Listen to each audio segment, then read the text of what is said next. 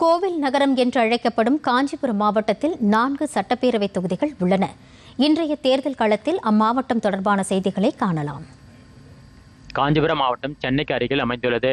மாவட்டத்தின் தலைநகரான காஞ்சிபுரம் பட்டு நெசவு தொழிலுக்கு உலக புகழ்பெற்ற நகரம். பல்லவர் காலம் முதல் பட்டு சேலை தயாரிப்பு இங்கே கைத்தறி நெசவாளர்களால் பாரம்பரியமாக நடைபெற்று வருகிறது. கோவில் நகரம் என்றும் அழைக்கப்படுகிறது.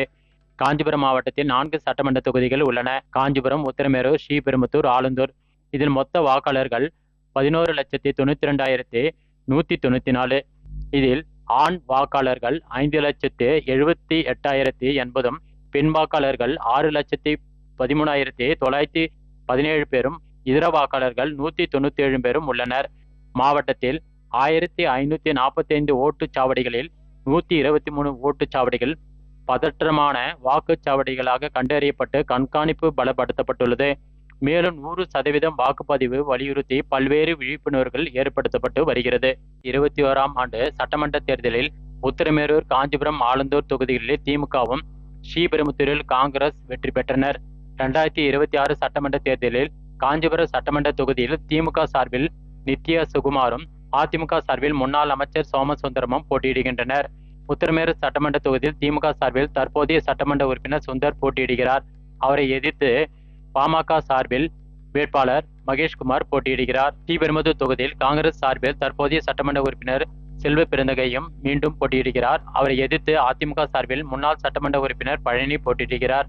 ஆலந்தூர் தொகுதியில் திமுக சார்பில் அமைச்சர் தாமோ அன்பரசன், அவரை எதிர்த்து அதிமுக சார்பில் சரவணன் போட்டியிடுகிறார். வேட்புமனு தாக்கல் விறுவிறுப்பாக முடிந்துள்ள நிலையில் பிரச்சாரம் தீவிரமடைந்துள்ளது. வரும் 2026 சட்டமன்ற தேர்தலில் காஞ்சிபுரத்தில் நெசவாளர்களின் வாழ்வாதாரம், குடிநீர் விநியோகம், போக்குவரத்து நெரிசல் சமாளிக்க புதிய பேருந்து நிலையம் போன்ற முக்கிய கோரிக்கைகளை மக்கள் முன்வைக்கின்றனர்.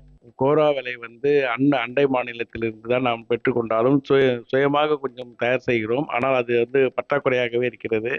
ஆனால் நமது அரசாங்கம் நமது உள்ளூர் கோரா உற்பத்திக்கும் வெளியிலிருந்து நல்ல குவாலிட்டியான பட்டை கொண்டு வருவதற்கும் ஆவணம் செய்து தந்தால் மிகவும் பேருதவியாக இருக்கும். மிகப்பெரிய சுற்றுலாத்தரம் இந்த தளத்துல மக்கள் வந்து போற வசதிகள் சரியா அமையல. ஏன்னா டிராபிக் ஹெவியா இருக்கு. அதனால பேருந்து நிலையம் புதுசா ஒண்ணு வந்தா நல்லா இருக்கும் நாங்க விரும்புறோம். அதனால மக்களுக்காக இந்த அரசாங்கம், புதிய அரசாங்கம் வரவங்க நமக்கு நல்லது செஞ்சா நல்லா இருக்கும். டிடி தமிழ் செய்திக்காக காஞ்சிபுரத்திலிருந்து BR சிவகுமார்.